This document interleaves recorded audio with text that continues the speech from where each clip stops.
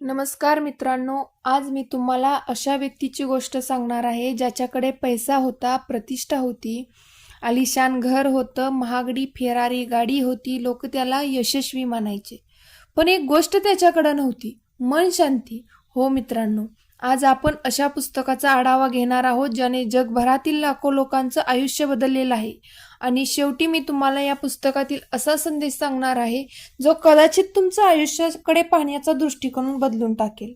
म्हणून हा व्हिडिओ शेवटपर्यंत नक्की ऐका. आणि जर तुम्हाला अशाच प्रेरणादायी पुस्तकांच्या कथा आवडत असतील तर आपल्या BS सक्सेस चॅनलला सबस्क्राईब करायला विसरू नका. मित्रांनो, या पुस्तकाचं मुख्य पात्र आहे जुलिन मॅन्टल. एक अत्यंत यशस्वी वकील आहे ते. त्यांच्याकडे पैसा इतका होता की सामान्य माणूस त्याची कल्पना पण करू शकणार नाही. त्याची गोष्ट खूप मोठी होती, ओळख खूप मोठी होती. त्यांच्याकडे ग्राहक, गाड्या, घर हे सगळं जास्त प्रमाणात होतं. आणि बाहेरून पाहिलं तर त्यांच्याकडे सर्व काही असं दिसतही होतं. पण मित्रांनो, कधी कधी जे दिसतं ते खरं नसतं. बाहेरून हसणारा माणूस सुद्धा आतून तुटलेला असू शकतो. आणि जुलिनचं आयुष्य तसंच होतं. तो सतत काम करत होता, फक्त काम, फक्त पैसा आणि फक्त यश. आणि या सर्वाच्याच मागे तो लागला होता. आणि एक दिवस न्यायालयात काम करत असताना त्याला अचानक हृदयविकाराचा झटका आला. तो तिथंच कोसळला. मित्रांनो, कल्पना करा, ज्यांच्याकडे सगळं आहे तो अचानक जमिनीवर कोसळतो. का कोसळतो? कारण त्याने आयुष्यभर पैसा कमवला पण स्वतःची काळजी घेतली नाही म्हणून. आता मी तुम्हाला प्रश्न विचारते, जर तुमच्याकडे जगातील सर्व पैसा आला पण आरोग्यच गेले तर त्या पैशाचा काय उपयोग? तर तुम्ही स्वतःला यशस्वी म्हणाल का?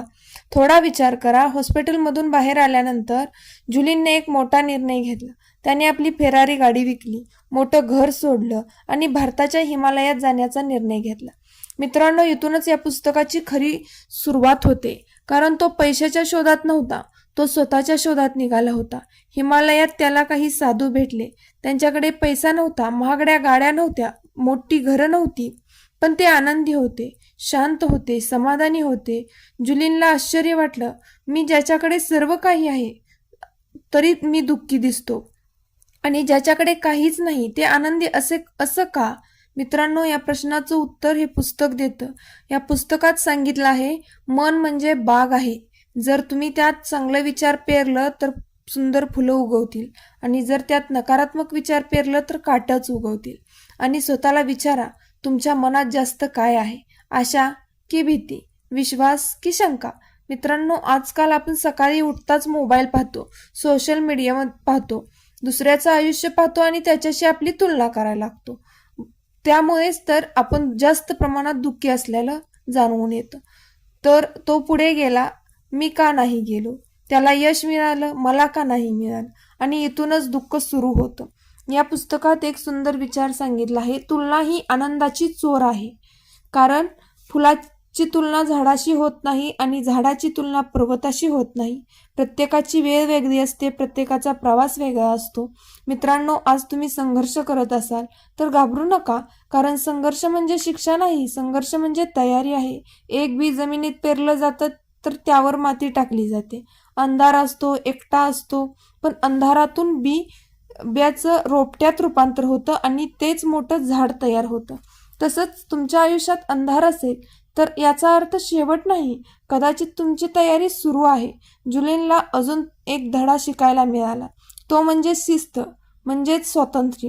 अनेक लोकांना वाटतं शिस्त म्हणजे बंधन, पण खरं तर शिस्तच आयुष्य घडवते. रोज थोडा अभ्यास, व्यायाम, वाचन, आत्मपरीक्षण हे सगळं थोडं थोडं जरी केलं तरी यात भरपूर काही बदल घडून येतात. आणि हेच छोटे छोटे बदल एक दिवस मोठं आयुष्य घडवतात. मित्रांनो, तुम्ही कोणत्याही स्पर्धा परीक्षेची तयारी करत असाल, नोकरी करत असाल, व्यवसाय करत असाल किंवा जीवनात काही मोठी स्वप्न पाहत असाल तर एक गोष्ट लक्षात ठेवा, मोठं यश एक दिवसात मिळत नाही, ते दररोजच्या छोट्या सवयींनी मिळतं. जर आज तुम्ही हार मानली तर उद्याचं यश तुम्हाला कधीच दिसणार नाही. पण जर आज तुम्ही टिकून राहिलात तर परिस्थिती कितीही कठीण असली तरी एक दिवस तुमची वेळ येणारच. मित्रांनो, या पुस्तकात सर्वात मोठा संदेश असा आहे, स्वतःमध्ये गुंतवणूक करा. हो मित्रांनो, स्वतःमध्ये गुंतवणूक कराल, पैसा कमी जास्त होईल, नोकरी बदलेल, परिस्थिती बदलेल, तुमचं ज्ञान, तुमचा स्वभाव, तुमची शिस्त आणि तुमचं व्यक्तिमत्व हे कायम तुमच्या सोबत राहील. म्हणून आज एक निर्णय घ्या. दुसऱ्यांना हरवायचं नाही, तर कालच्यापेक्षा स्वतःलाच चांगलं बनवण्याचा प्रयत्न करा. मित्रांनो, जर व्हिडिओ आवडला असेल तर लाईक करा, शेअर करा आणि कमेंटमध्ये लिहा, खरंच यश मनशांतीत आहे. आणि अशाच प्रेरणादायी पुस्तकांच्या कथा, मोटिवेशनल व्हिडिओ, यशाच्या गोष्टी आणि आयुष्य बदलणारे विचार ऐकण्यासाठी आपल्या BS सक्सेस चॅनलला सबस्क्राईब करायला विसरू नका. मी पुन्हा भेटेन एका पुस्तकासोबत, एका नव्या विचारासोबत. तोपर्यंत स्वतःवर विश्वास ठेवा, संघर्ष स्वीकारा आणि यश मिळेपर्यंत थांबू नका. थँक्यू.